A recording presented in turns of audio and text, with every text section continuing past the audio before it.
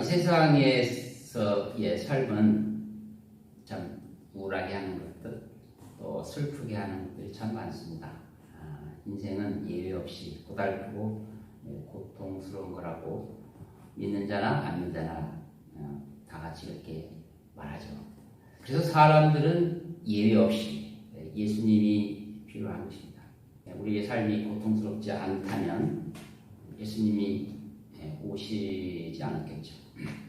그분이 성신하셨다는 사실은 인생은 고생만 하다가 영원한 불못에 던져지는 저주의 삶이라는 것을 증명하는 것입니다. 그래서 그분은 우리 마음속에 들어오셨습니다. 우리가 바로 예수 그리스도께서 우리에게 반드시 필요한 분임을 믿는 것이 믿음입니다. 그것이 성경적 믿음입니다. 그리스도인은 주님이 내 안에 들어와 결코 나가지 않으시고 함께 하신다는 약속을 믿고 사는 사람들입니다. 이제부터는 여러분 성경을 읽으실 때 그리스도께서 먼저 오셔서 하신 것들, 먼저 오셔서 사람이 원하지도 않는데, 사람이 청하지도 않는데 그분이 먼저 오셔서 하신 것들은 모두 우리가 꼭 필요합니다. 꼭 필요한 겁니다. 그분이 일방적으로 주는 거죠. 그런 것들은 우리가 꼭 필요한 것입니다. 그것이 없으면 우리는 멸망할 수밖에 없는 것이기 때문에 우리에게 오신 거예요. 그래서 그분이 언약도 다분히 일방적이죠. 다분히 일방적입니다. 아브라함에게 이렇게 한 것 다. 독선이 결코 아니고 정말 필요한 거예요. 그것을 거절하면 그걸로 끝나는 것입니다. 내가 원치도 않았는데 예수님은 나를 위해서 십자가에 지셨어요. 그러면 십자가가 없었다면 나는 멸망할 수밖에 없는 겁니다. 또 예수를 믿겠다고 고백을 할 때 내가 특별히 따로 요청하지도 않았는데 성령께서 들어오셨어요. 함께 하셨습니다. 성령이 들어오셔서 우리의 삶과 함께 하지 않으면 우리의 삶은 망하는 겁니다. 망하는 거기 때문에 우리의 요청 없이 들어오신 거예요. 그래서 우리 신앙생활 자체가 불가능하기 때문에 그렇게 하는 것입니다. 이처럼 하나님께서 먼저 찾아오셔서 우리를 위해 하신 모든 것은 그래서 하나님의 은혜라고 합니다. 사도 바울은 자신을 주의 종으로 인정하지 않는 고린도 교회의 어떤 거짓 형제들로 인해서 많은 어려움을 당했습니다. 교회 생활에서도 수많은 슬픈 일들이 있는 거예요. 그로 인해서 어떤 이든 과도해서 교회에 쫓겨나기도 하고 그걸 늘 마음에 새기다가 어떻게 하면 그를 데려올까 하는 그 마음으로 편하지 않았어요. 또 이 슬프고 우울한 일은 일상에서도 많이 겪습니다. 교회에서만 겪나요? 모든 삶이 다 그렇죠. 계획한 공부에 성적이 오르지 않아서 취직이 막히는. 왜 취직이 안 되면 요즘 시대는 절망이잖아요. 사업 계획이 제대로 의도대로 안 돼요. 자금 압박에 시달리는 일. 가족 중에 누군가 속을 유난히 썩여서 우울하고 슬픕니다. 이것이 바로 일상이 괴롭고 슬픈 일인데 하루가 멀다고 이것이 계속 터지기도 합니다.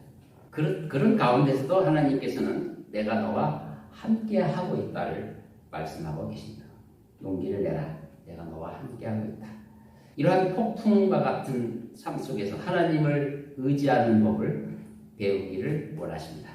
그러나 한 가지 분명한 사실은 하나님께서 그의 택하신 자녀들을 결코 멸망의 길로 인도하지 않으신다는 이 한 가지 사실이 믿음이에요. 이것만 믿는다면 언제든지 이루어질 수가 있습니다. 본문 1절에 오 너희 백성들아 손뼉을 칠지어다 승리의 함성으로 하나님께 소리칠지어다. 승리의 함성이 나와요. 지금 그 사도 바울이 그의 사도 바울의 경험이라든가 모든 우리의 일상의 삶을 살펴봤을 때 거기 무슨 승리가 있습니까? 그러나 성경은 승리의 함성으로 하나님께 소리치고 손뼉을 치라고 말하는 것입니다. 이것을 그대로 문자적으로 본다면 이것은 미래의 재림 때 일어나는 일입니다. 그래서 주께서 올리브산에 내려오셔서 바로 예루살렘을 향하여 올라가시면서 주위의 많은 대적자들을 일거에 소멸하시고 그 성전에 입성하십니다. 그때 울려 퍼지는 승리의 함성이며 손뼉입니다. 박수소리일 것입니다. 이것을 영적으로 교회에 적용하면 사도 바울이 고린도 후서 2장에 14절에 그리스도의 승리를 언급하고 똑같은 겁니다. 그리스도의 승리를 언급합니다. 그러니까 교회 생활하는 우리도 승리가 무엇인지를 알아야 되는 거죠. 항상 우리를 그리스도 그 안에서 승리하게 하시고 또 어느 곳에나 우리로 하여금 그분에 관한 자신의 향기를 나타내게 하시는 하나님께 이제 감사하노라. 그러니까 우리를 그리스도 안에서 승리케 하셨다고 말하는데 과연 승리가 뭡니까? 무슨 소리를 하는 겁니까? 사도 바울이 지금 무슨 말을 하고 있는 겁니까? 그 고린도후서 2장 4절에는 마음의 큰 환난과 큰 고통 속에서 많은 눈물로 자기가 지냈다고 했는데 그건 눈물을 흘렸다, 고통스러워한다, 환난 가운데 됐다. 이것은 한마디로 말하면 상실입니다. 잃어버린 거예요. 잃어버리니까 눈물을 흘리죠. 뜻대로 되지 않는 거예요. 또 외로운 거예요. 또 패배한 겁니다. 패배했으니까 졌어요. 내가 영적으로 기도 엄청 하고 했는데 져요. 그 악한 자들한테 져요. 불신자들, 예수님을 모욕하는 자들한테 완전히 져집니다. 이러니까 눈물이 나는 거죠. 이러니까 고통스러워하는 거죠. 일이 잘 안 되는 그가 어떻게 이런 그리스도 안에서 승리케 하셨다고 말할까? 사도 바울은 그러한 것들, 상실함, 소외됨, 뜻대로 되지 않음, 이거는 아무것도 아닌 것으로 치부해버립니다. 거기에 내어버리면 안 된다고 말하는 거죠. 그러면 그가 집중하는 게 무엇일까요?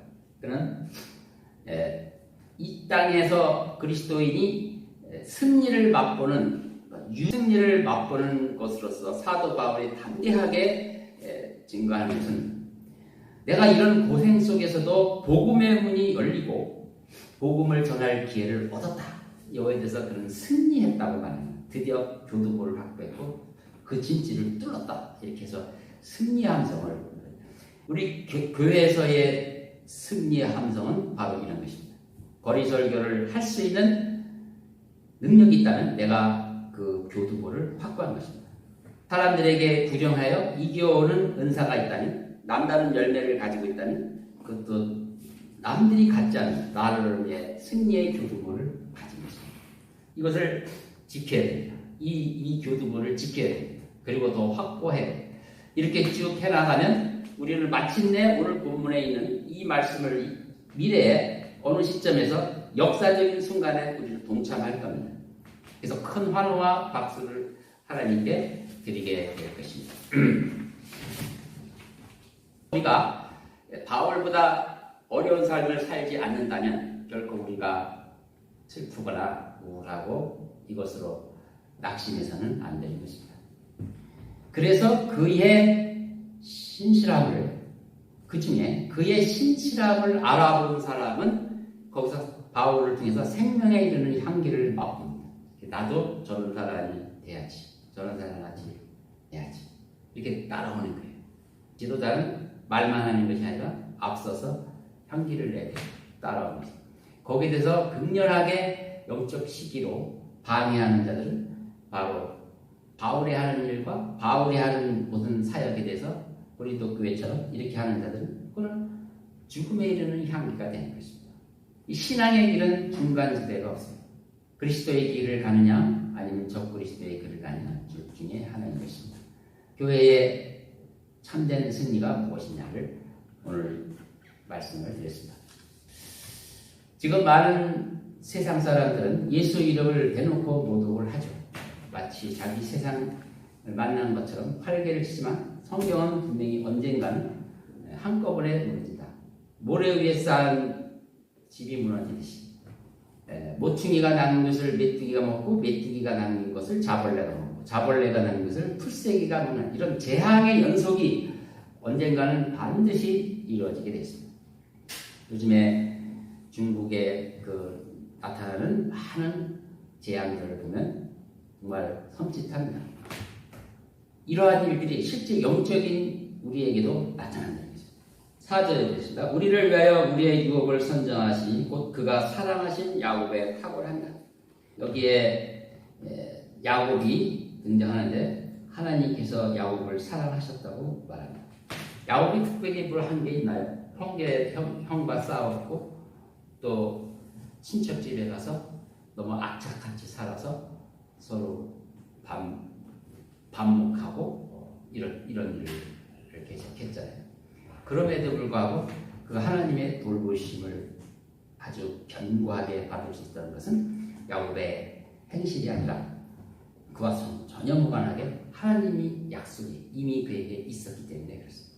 그래서 우리는 그런 분들은 여유를 가져야 돼요.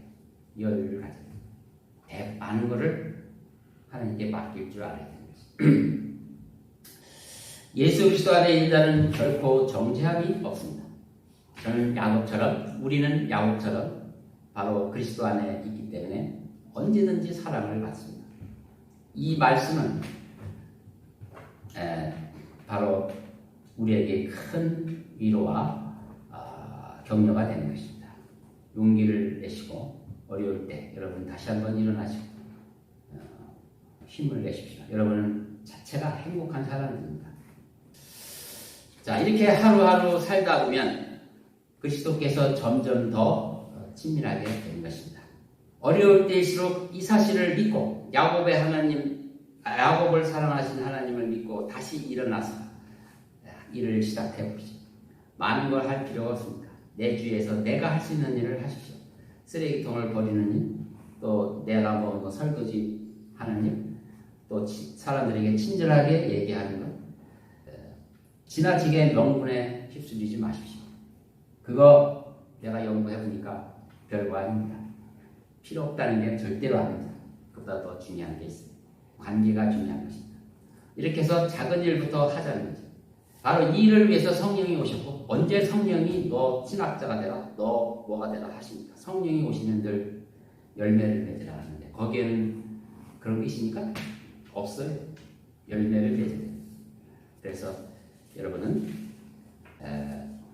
늘 행복한 사람으로 기억하시고, 오늘 본문에도 누군가가 이 주 되시며 왕 되신 위대하신 하나님을 이렇게 노래를 했는데, 두려우신 분이며 모든 민족이 그 발 앞에 무릎 꿇고 찬송을 하나님께 드려야 할 존재로 얘기를 합니다.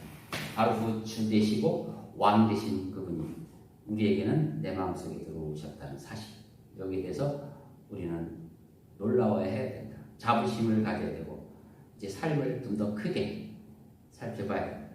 많은 작은 문제 가지고 결국은 크다고 생각하지만 그보다 더 큰 게 있으니 그거 잠시 내려놓자. 더 큰 게 있습니다. 우리가 해야 할 더 큰 일이 반드시 있습니다.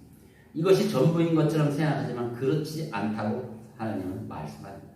그러므로 그 하나님의 음성을 들으시고 또 이러한 자부심으로 사시기 바랍니다. 자, 오늘은 여기까지 설교를 마치고요. 한 20분 기도하겠습니다. 제가만 기도로 마무리하겠습니다. 하나님 아버지, 참으로 감사합니다. 오늘 또 시편 47편을 통해서 위대하신 왕, 만왕의 왕이며 만주해 주신 예수 그리스도가 우리의 마음속에 들어오셔서 이제 우리의 삶을 함께 인도하시는 것을 잘 알고 있습니다. 하나님 아버지, 우리가 이 땅에 사는 동안에 사도 바울처럼 그리스도 안에서의 승리를 맛보며 살게 해 주시옵소서. 오늘 기도에 참여하는 우리 모든 성도님들 가정마다 하나님께서 살펴주시고 피로를 채워 주시옵소서. 주 예수 그리스도의 이름으로 기도합니다.